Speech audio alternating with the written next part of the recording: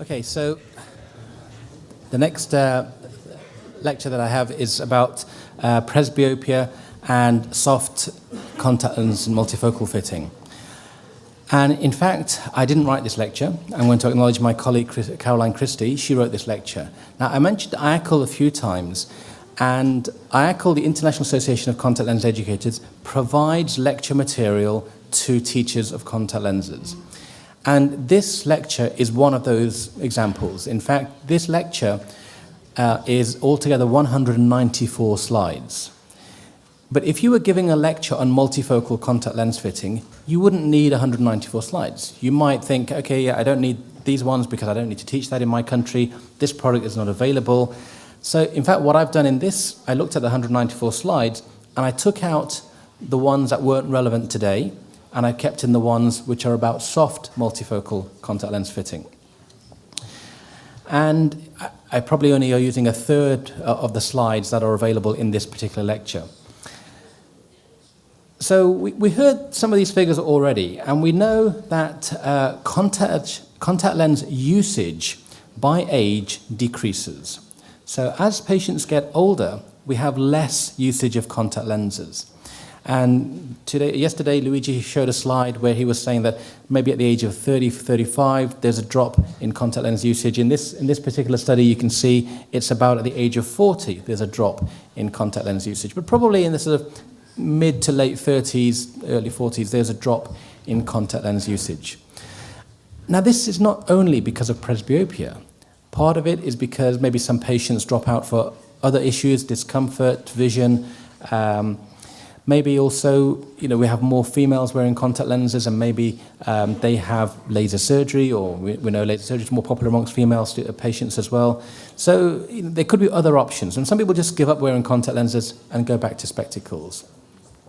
And I think as contact lens practitioners, that's a real shame, because we have these people who come into contact lenses very enthusiastically, and then we don't manage them very well, and they stop wearing lenses. And I think we should look at ourselves, and if we can manage our contact lens patients better, then they can wear contact lenses for much longer. And as James said, it's not just about having one vision correction, so not just spectacles. Maybe they will have spectacles, varifocals, maybe some contact lenses as well, maybe even some multifocal contact lenses for some time. So they know that they have these choices. Today I'm going to play tennis, I will wear my single vision distance contact lenses.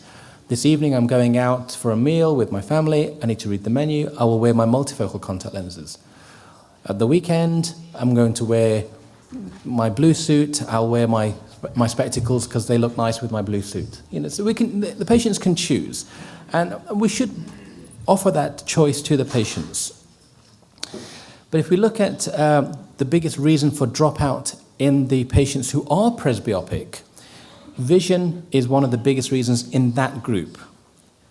They complain of their vision is not good in that group. Comfort is also a very common reason in that group, but dropout is also related to vision as well.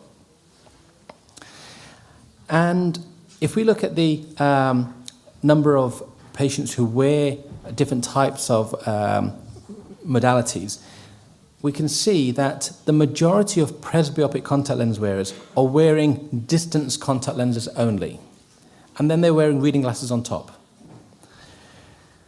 Multifocal contact lenses has overtaken monovision. Multifocal contact lenses is now more popular than monovision than it used to be. And this is partly because the designs are better, the lenses are better, but also the fitting strategies are easier to understand. And we have these lenses in our practices. We don't have to always order them. We can sometimes fit them from the shelf. And you may have heard these terms. The baby boomers are the children who were born, the people who were born just after the Second World War. And these are now the sort of later, more established presbyopes. And they will have issues with reading medicine on food labels. They don't find it easy to use a mobile phone. They might find it difficult to read their watch, things like this. Then you have this, what we call Generation X. And some of these are not presbyopic yet. They are the emerging presbyopes. And some of them are early presbyopes. And these are the generation of people who are using a computer a lot. And they always complain when they come to our practice, their arms aren't long enough, their eyes get tired, they get headaches.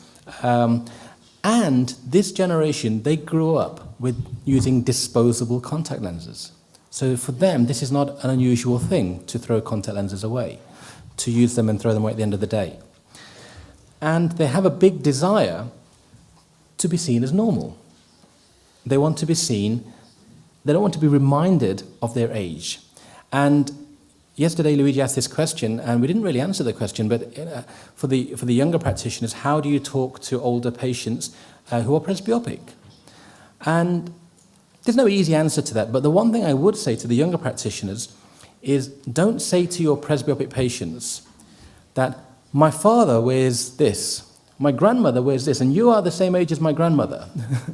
And she likes this type of lens, and they don't want to hear that. They want to be treated as your patients. They don't want to be treated as your grandfather and your parents. They want to treat you as at the same level as them. And so you need to use careful words. So if you say to them, oh, it's just because of your age, well, they know that. But don't remind them that now they're becoming older. For your age, that's really good. You're reading really well for your age. No, they don't want to hear that. You want to say, well, with your vision as it is now, this is the best solution I can think of. There is some compromises. I will explain those to you, and this is another option. So explain it in a nice way to them.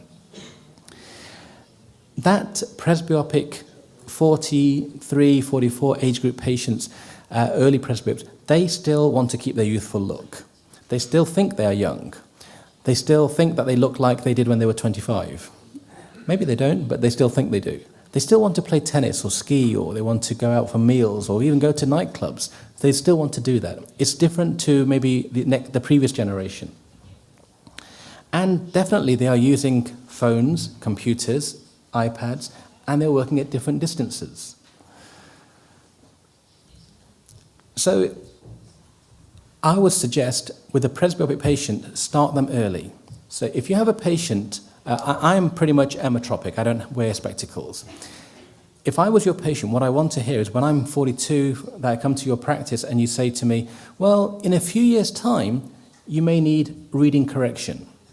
So I'm just telling you now so that in a few years when you come for your next eye examination, you know that this is something. So when I come next time, you say, oh yeah, in fact now you're 44 years old, 45 years old. In fact, I can see that it's starting now. Remember I told you this before? Well, now these are the options. So it's not a shock to the system. It's not a shock for the patient. That would be my suggestion.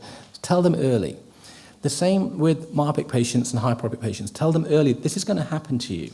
You're going to need some additional correction for reading because the lens isn't going to be at a stage where it can't flex or you can't focus on the near objects as well as you used to. And when they come back, maybe they're not quite at that stage. Then you can say, well, actually, I said last time, but in fact, it's still good. We can look at this again next time. Or these are the problems which could occur. If they occur, you call me and come back. So warn them of the symptoms. Let's identify the needs of these patients, and we need to match our products with their needs, customize our contact lenses to their needs. So is this patient going to be working mainly at near, mainly at unusual distances, mainly underneath a car maybe, for example? They want to drive a lot at night, maybe they need a pupil-independent multifocal contact lens design. So let's ask lots of questions. Remember in our history and symptoms, we do ask questions like, what's your job? What are your hobbies? Think to yourself, why do we ask these questions? They're not just questions we write down on a piece of paper. We ask these questions because we want to understand the environment in which the patient works, the environment in which they spend their leisure time, their free time. We want to know the environment and the lighting, the distances that they look at, the type of lighting level that they work under. And then we might need to prioritize. We might need to say, okay, well, you've mentioned that you look at the far distance in your job, you look at this near as well.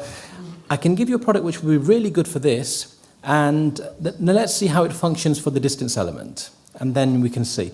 Or your prime need is the distance, the reading is secondary, so let's focus on that need first. So we can focus and prioritize according to the individual patient.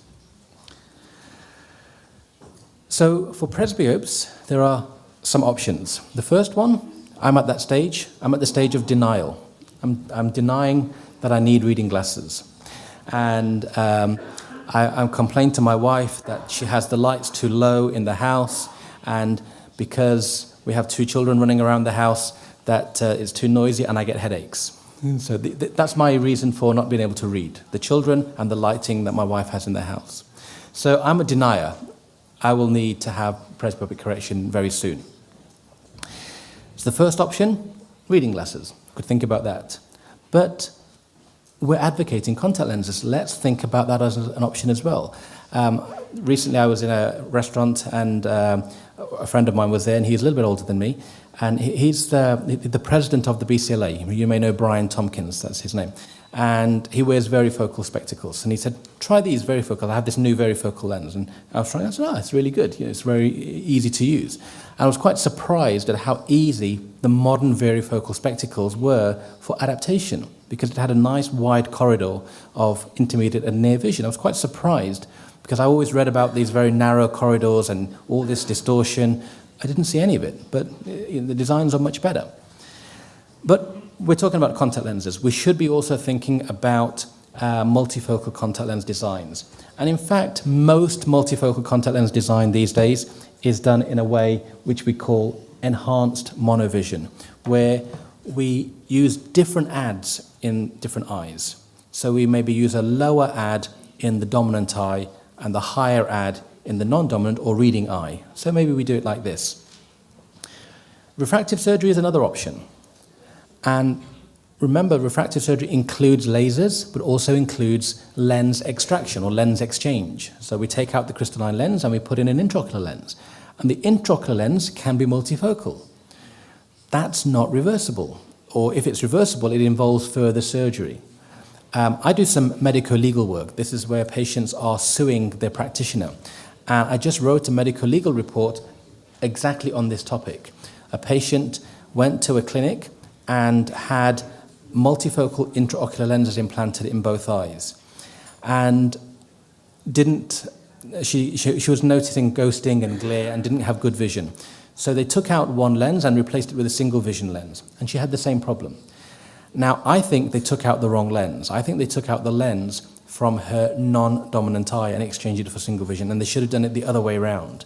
That's what I think has gone wrong.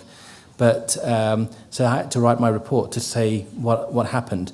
This patient will need to be seen again, and her dominance needs to be checked in a little bit more thorough way, because there were, in her notes, one person wrote right eye dominant and one wrote left eye dominant.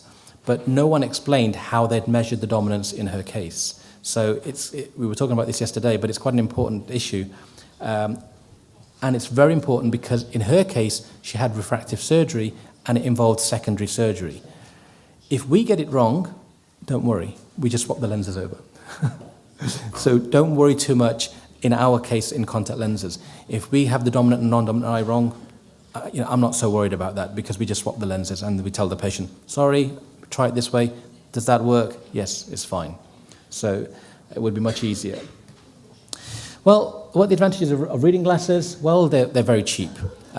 We call them pound shops. I think here you sort of euro shops, where everything costs €1, £1. You can buy reading glasses from the euro shops. We can buy reading glasses for £1. Even from petrol stations, we can buy reading glasses. Very cheap, very inexpensive. People have lots of them. They leave them in their different rooms in the car. We can have bifocals, we can have multifocals, and we can have monovision. Now, different studies will show different success rates with monovision. And this particular study shows that 33% of people fail with monovision. In fact, I've read other studies where it shows 50% of patients fail with monovision. And in fact, other studies show even higher. It depends how we classify the fail. What do we mean by fail? What do we mean by they had successful vision with monovision? And I think really what we mean is, do they have good depth perception? Do they get reduced contrast? Can they use this effectively? And monovision seems to work reasonably well in many patients, but it is a compromise. And it does have limitations, especially at the higher levels of reading ad and the later presbyopes. you might need to consider giving the patient a third contact lens, so they have 2 distance lenses and 1 near lens, so they can sometimes swap around. And the monovision patients, they need to readapt their binocularity. So if you're trying to fit multifocals to them, you need to take them out of monovision first for a while and give them distance correction for a while, and then try them with multifocal. The modified monovision is where we have the bifocal, usually distance-based in dominant eye, and the near vision bifocal in the other eye. And this is very common. You can have what we call enhanced monovision, where you have a single vision correction in one eye, and then you have a bifocal in the other eye. And we can do all these things with gas-permeable or hydrogel soft lenses. I'm going to talk mainly about soft and hydrogel lenses. I'm not going to talk about gas-permeable lenses today. Lens centration is quite important for us when we're fitting these sorts of lenses, because if you don't center the lens correctly, you can get ghosting effects or halo effects where the junction between the optical zones is crossing the pupil margins. So typically we will measure the pupil diameter. The corneal radius and the corneal diameter are less important. We usually measure them, but they're less important. The pupil diameter may be more important in these patients. Most of these lenses have only 1 back optic zone radius. They only have 1 diameter. So when we're talking about soft multifocal lenses, that's less important. Now, some multifocal lenses do have 2 back optic zone radii, so we do sometimes need to measure the curvature to choose which one is the most appropriate. But the pupil diameter is very important. And these are the average pupil diameters in a short study we did to look at pupil size. You can see in low light, the pupil is large. In the high illumination levels, it's about 3.03. So we want to make sure that the patient's pupil size does not go wider than the optic zones of the contact lens. And again, Luigi mentioned this yesterday, that sometimes the pupil center will shift when it's dilated. So we need to acknowledge this can happen as well. So we need to make sure that our optic zone is large enough to encompass that shift. If you look at power mapping, you will see that a center near lens has the higher power in the middle. And this is a typical sort of lens. This is the Bausch & Lomb pure vision lens. They have 2 ads, a low ad and a high ad. The higher ad is much steeper power change in the center. This is the Air Optics Aqua multifocal lens, and they have 3 ads. They have low, medium, and high ad, and they don't give a true ad power. They give a range often because it's the way that the lens blends, and it also depends on the patient's distance prescription a little bit. And in dim light, the center-near design will become distance dominant. In bright light, it will become near dominant. And we know that when somebody's reading, their pupil will myose, it will become smaller, and the center-near design will work nicely for that patient. We have other designs, the AccuView Oasis design, which they call the pupil-independent design. It has 3 ads as well, because it has more power rings through the design, through the optic zone. But it still also has a more center-near or more center-distance bias. ProClear also has different designs, different ads. They have 3 ads in their design as well. They don't have a very low ad in their design. They start with the slightly higher ad. And of course, we now have silicone hydrogel materials that are available at the moment in spherical designs, but hopefully soon in toric presbyopic designs too. We'll have these different types of lenses. So really, if we're going to summarize some of the key findings, for hydrogel multifocals, centration is an important issue. It's very, very important to follow the manufacturer's guides, because they will tell you, in a low presbyope, use the low ad in this eye, or in a medium presbyope, use this low ad and high ad. So they'll tell you what the best ratio or the best combination of additional powers is. Assess the vision in a natural way. When we're in optical practice, we always give the patient a chart. We give them a chart and say, read this, and they hold this chart, they hold it here. And they read it, and we say, yeah, good, you can read. Look at that chart. Yeah, good, you can read. You can go. That's all. That's not very realistic. It might be better to take them outside the consulting room, maybe in the waiting area, because the lighting might not be as bright as the consulting room, because that's more like their house. Maybe give them a newspaper, or give them the mobile phone, give them an iPad, and say, okay, how can you focus on that? Also, maybe we give them a 20-minute, 30-minute, maybe 1-hour trial. We put the lenses on their cornea, and we say, okay, come back in 1 hour. Come back to my practice in 1 hour. So go around the shops and come back. When they come back, let's just focus on the things that they did. So instead of saying, how's your vision? You say, okay, where did you go? I went to the shop. Could you see everything? So let's make it more realistic for them. Let's ask them questions that relate to the way they use the lens. Sometimes the things we ask are a little bit false. Can you read at this distance? Can you read at that distance? That's not really realistic to their lifestyle. We ask them to read high contrast letter charts. Again, not very realistic. So let's try to assess the vision in a more natural way. We generally will use trial lenses or twirls in front. We'll hold them in front. Sometimes we'll put a trial frame on, but we avoid using a phoropter for these patients if we can. Allow some real-time, real-world adaptation. So do allow them to walk around in the lens. Maybe even say, try these lenses for 1 day, come back tomorrow, and we'll have another look tomorrow. So they try them for a day or two. And I think it's important to know when something is not working. Know when you have to try a different product or different design, or where it's not going to work at all. Maybe you have to go back to monovision or reading glasses or something like that. So when we have our contact lens patients, we have options. Monovision, gas permeable, and soft. And we have different designs that we can use in each of those types of modalities. And then we have some limitations in each of those as well. And maybe some patients who are better in some and better in others. As I've said, it's useful to follow the fitting guide. And all the manufacturers have these very useful fitting guides based around their own products. When we asked patients, do you only want to wear progressive edition lenses or multifocal contact lenses? The majority said both. We're happy to wear both. And in fact, I didn't have the data here, but I had another study where patients, even presbyopic patients, said, if my practitioner recommended them, I would try contact lenses. And 48% of patients said that.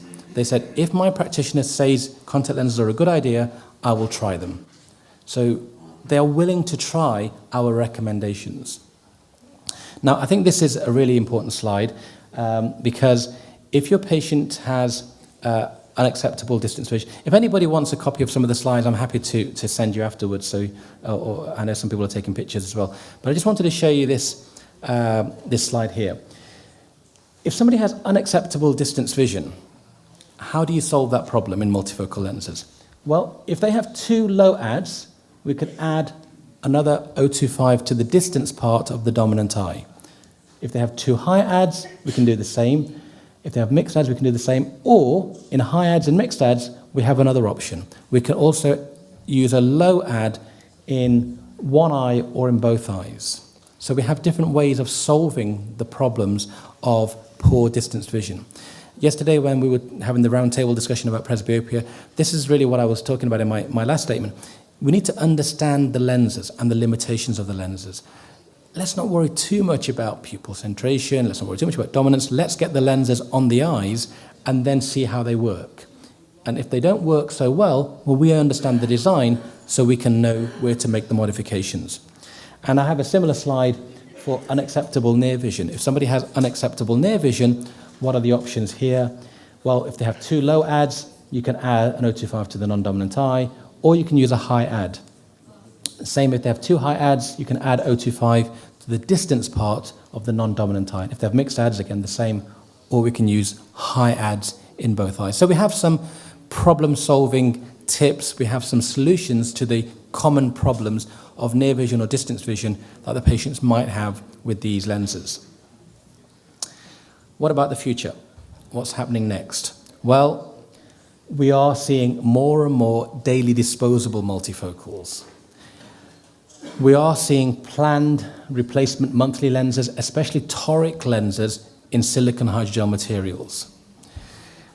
We'll probably see also these hyperpermeable hybrid designs and also multifocal designs in high-index gas-permeable materials are becoming more popular.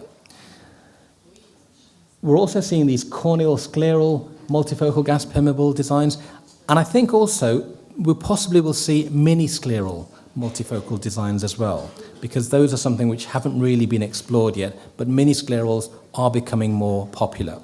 So I think this is an exciting future for presbyopic contact lens wearers. Think about presbyopia is no longer complex fitting. When I registered as a practitioner 23 years ago, presbyopic contact lenses were seen as a speciality. When I was working as the junior optometrist in the practice, I wasn't allowed to fit multifocal contact lenses because it was too complicated for someone of my experience. So the experienced optometrist would fit those patients. We don't think like that anymore, because now we know that fitting these multifocal lenses is pretty easy. Let's not overcomplicate it. Let's not confuse everybody. Let's just get these lenses on these eyes. How do we judge success? Well, you see the studies, 66% of people fail with this, 50% of people fail with this one, 35% of the patients are happy with this. That's all irrelevant. What's relevant is what's right for the patient. What's right for that individual patient who sat in your chair, who you asked questions to about their hobbies, about their occupation, about their work, about their lighting, about the environment they work in, and then you made a clinical, professional decision that what would be the best product for that patient. And maybe it wasn't the right product, so you tried something else. But you used your knowledge of the patient and the products and combined that to give them individual success. So the ratios are irrelevant. And remember that lots of patients are happy to wear contact lenses on a part-time basis. I didn't talk about the aging physiology of the eye at all. We know the endothelial cell count is less in older patients. We know that we need more oxygen. We want the cornea to survive. We know that these patients will have more dry eye complications. They will have possibly against the rule astigmatism, because that occurs in older age as well. But we can manage all of those things. And most patients will be happy with wearing contact lenses and spectacles and mixing and matching those options. So multifocal success rates are improving all the time. They're getting better and better, and the products are getting better. Monovision is the same as it was 20 years ago. It's no different. It's not going to improve anymore. But the multifocal contact lenses are, so we need to be on board and embrace that. I didn't talk about the business aspects of contact lenses, but again, if you want to talk to me afterwards, I can show you some slides. If your practice is more successful in contact lens work, then your practice will be more successful in all areas. Your average spectacle sales will be higher. The price of your average spectacle dispensing will be higher. The amount of income each practitioner brings into that practice will be higher. You will retain more patients for longer. And not just contact lens patients, all patients, because they see you as an expert. They see you as someone who knows about all the optical products and services. So even if we're not going to specialize in contact lenses, it's worth having a busy side of our practice, which is in contact lenses, because it helps our practice in all other areas. It's a good way to specialize our profession. Thank you very much for your attention. I'm going to stop there.